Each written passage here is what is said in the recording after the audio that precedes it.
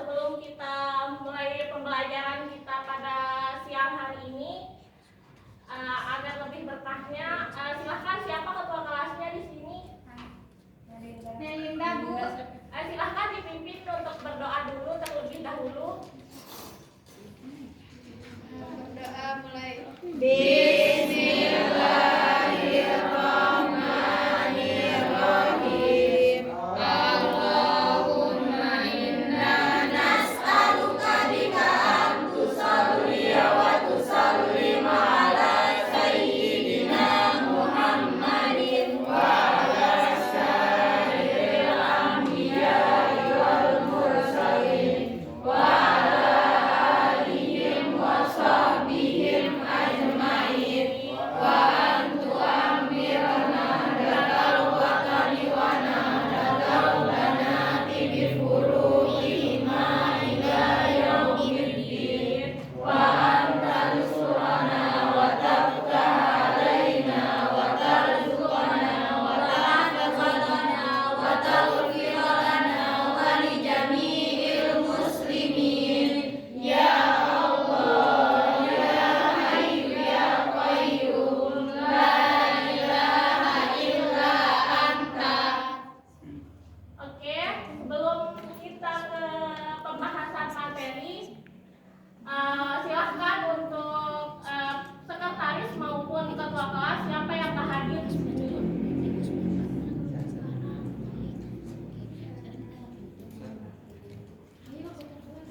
Ayo, siapa yang tak hadir? Yang nggak hadir aja, Bu.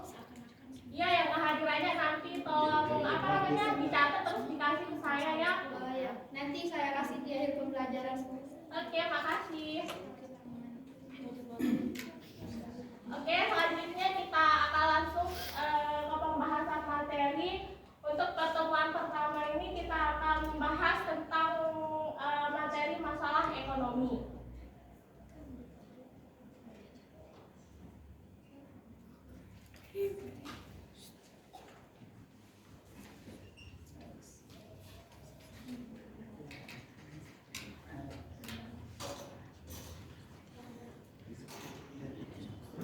Mohon maaf tadi ada kesalahan teknis. Di sini kita akan membahas materi tentang masalah ekonomi.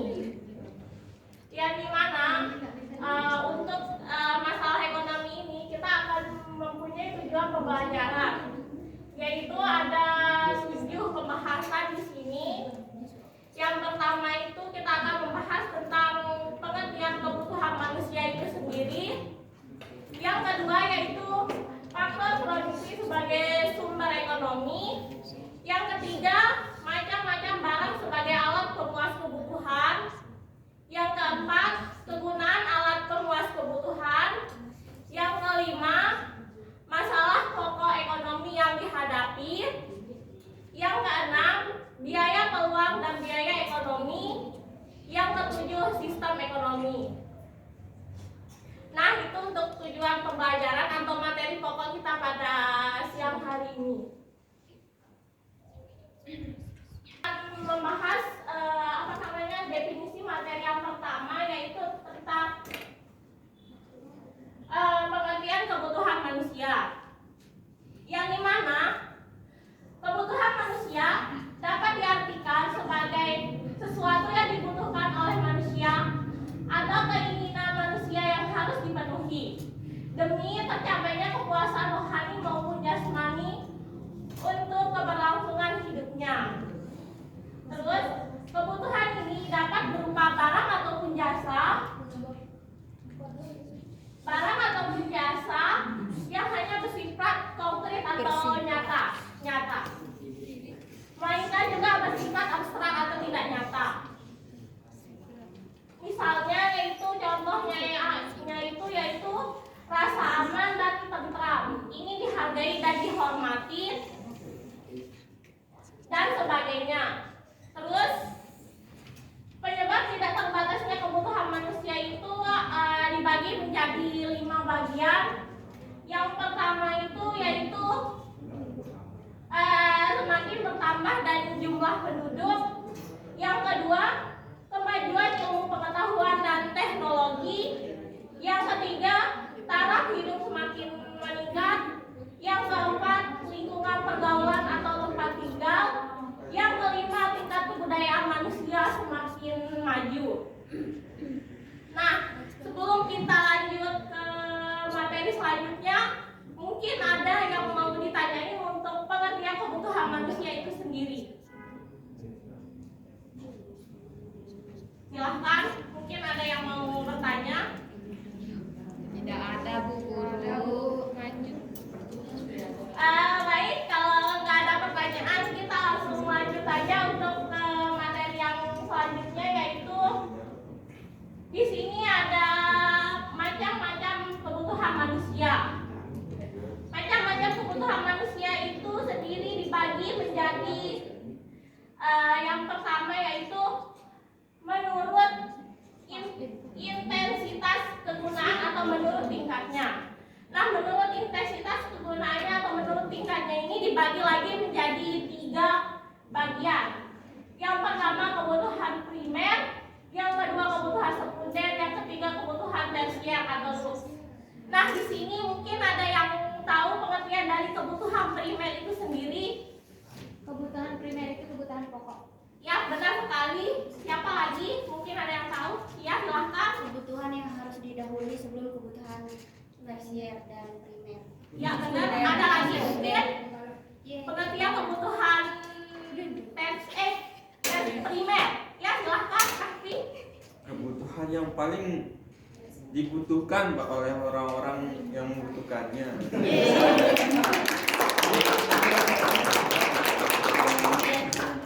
Oke, selanjutnya ada lagi. Oke, kalau nggak ada jawabannya benar semua, yaitu kebutuhan primer disebut juga dengan kebutuhan pokok. Kebutuhan pokok atau dasar, yaitu kebutuhan yang harus dipenuhi karena sangat penting bagi keberlangsungan hidup bagi manusia itu sendiri. Mungkin ada yang tahu contohnya di sini kebutuhan primer itu kayak gimana? Baju, jilbab, sepatu, Ya, silahkan. makanan, Ya, benar. Ada lagi mungkin? Ya, silahkan. sandang pangan pokok. Sandang pangan pokok. Papan. Ya, selanjutnya. Ya, silahkan. Yang silahkan. Ya, benar. Ya, silahkan. Kan udah tadi. Oke, jawabannya benar semua, yaitu contohnya di sini ada meliputi makanan, pakaian, perumahan atau yang sering disebut dengan pangan, sandang, dan papan. Yang kedua yaitu kebutuhan sekunder. Mungkin ada yang tahu juga kebutuhan sekunder itu apa? Kebutuhan sekunder. Itu Ibu Guru. Itu Ibu. Ya, silahkan. Kebutuhan yang kita butuhkan setelah kebutuhan primer. Iya, benar sekali. Nah, benar sekali. Kebutuhan sekunder itu yaitu kebutuhan yang kita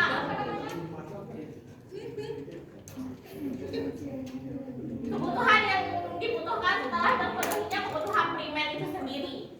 Contohnya yaitu ada radio, televisi, meja, kursi, atau tempat tidur dan sebagainya.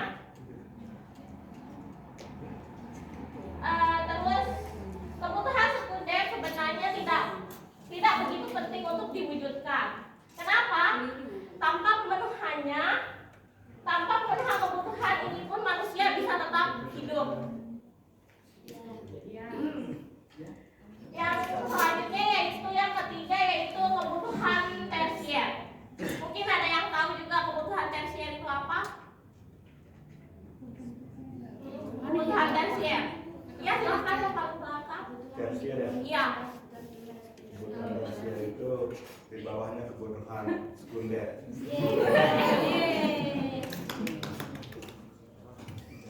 Yang contohnya kayak gini Bu. Apa contohnya? Kalau udah punya sandang pangan apa-apa, manusia itu tidak pernah cukup sosial. Ya kalau udah punya rumah, pakaian dan makanan yang layak, pasti akan membutuhkan yang namanya kendaraan, radio, handphone tadi. Itu Ya, contoh benar. gitu.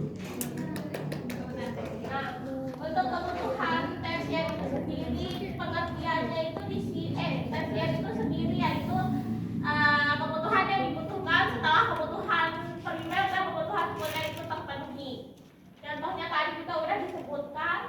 Contoh lainnya itu di sini yaitu ada villa, mobil mewah, atau kapal pesiar yang dan kebutuhan mewah lainnya.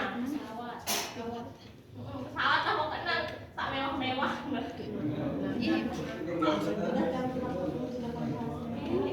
Oke, mungkin ada yang ditanyain untuk menurut intensitas penggunaan atau menurut tingkatnya untuk macam-macam kebutuhan manusia. Kalau tidak ada, kita lanjutin lagi ke materi selanjutnya. Lanjut Bu Guru. Oke, kita lanjut. Yang kedua yaitu menurut waktu. Nah, menurut waktunya ini kita dibagi menjadi 3 lagi. Yang pertama yaitu ada kebutuhan sekarang, kebutuhan mendesak, kebutuhan yang akan datang. Untuk kebutuhan sekarang itu ada yang tahu pengertiannya atau maupun contohnya? Ya, silahkan. Makan, minum. Jadi kan contoh ya betul-betul tidak. Kebutuhan yang tidak dapat ditunda. Ya benar, kebutuhan yang tidak kebutuhan sekarang itu pengertiannya yaitu kebutuhan yang harus dipenuhi saat ini atau tidak bisa ditunda gitu. Contohnya tadi udah disebutin seperti kebutuhan pokok, makan, minum maupun kesehatan. Yang kedua untuk kebutuhan mendesak. Ada yang tahu pengertiannya kebutuhan mendesak?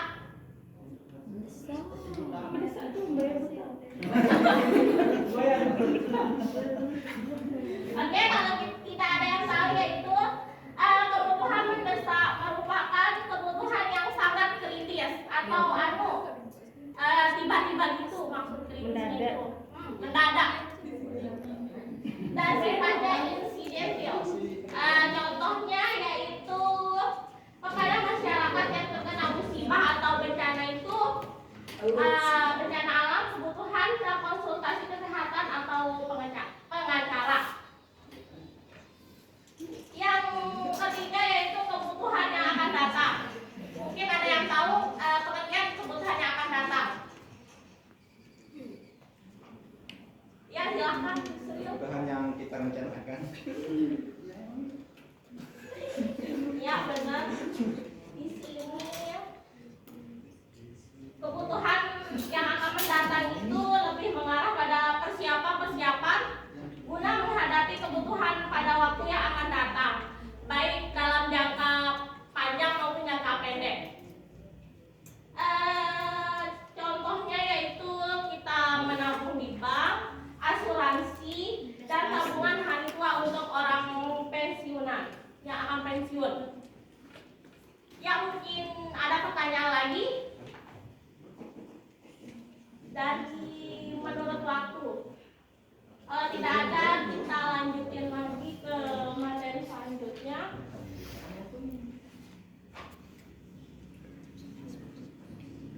Menurut sosial dan budaya, yang dimana menurut sosial dan budaya ini dibagi lagi menjadi 2, yaitu ada kebutuhan sosial, yang kedua ada kebutuhan psikologi. Untuk kebutuhan sosial itu yang merupakan pengertiannya adalah kebutuhan manusia yang timbul berkenaan dengan tuntunan pergaulan atau hidup dalam masyarakat.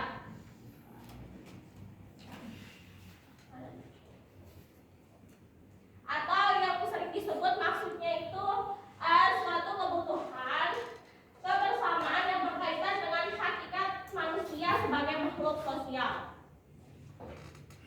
Contohnya itu kebutuhan sosial yaitu misalkan bagi seorang pegawai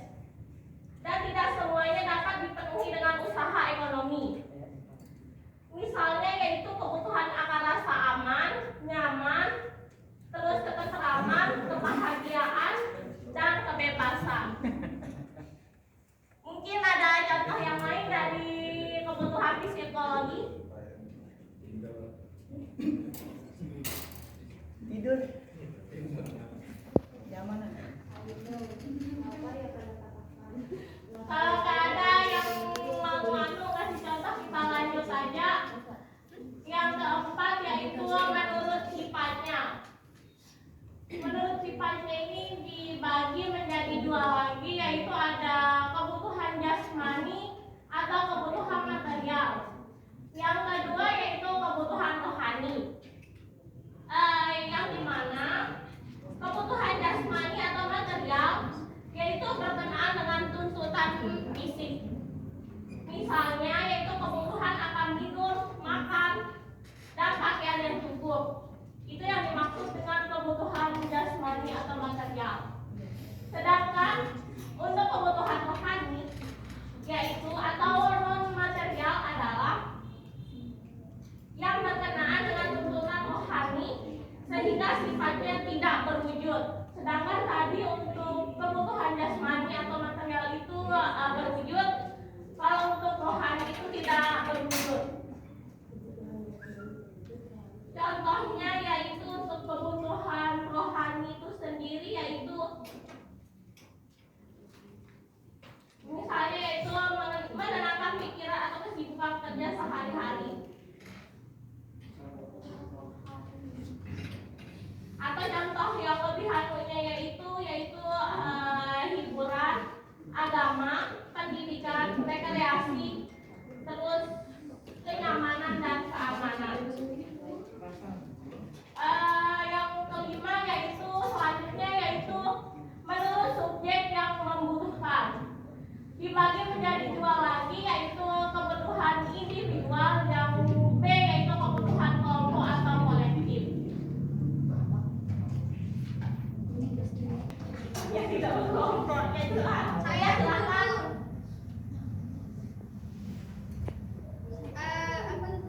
Apa tadi? Kebutuhan individual. Kebutuhan yang diperuntukkan untuk perseorangan atau untuk diri sendiri. Ya benar, ada lagi mungkin? Tidak ada Bu Guru. Oke. Untuk silakan itu di belakang Kahfi. Kebutuhan yang datang dari dalam diri sendiri. Ya benar juga.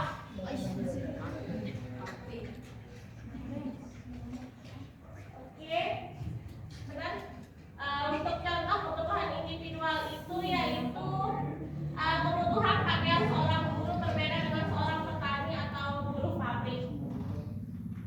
Yang kedua yaitu kebutuhan kelompok atau kolektif. Kebutuhan ini yang dimaksud adalah kita memanfaatkan secara bersama-sama sama orang lain. Contohnya yaitu pasar, jalan, jembatan, listrik, dan rumah sakit.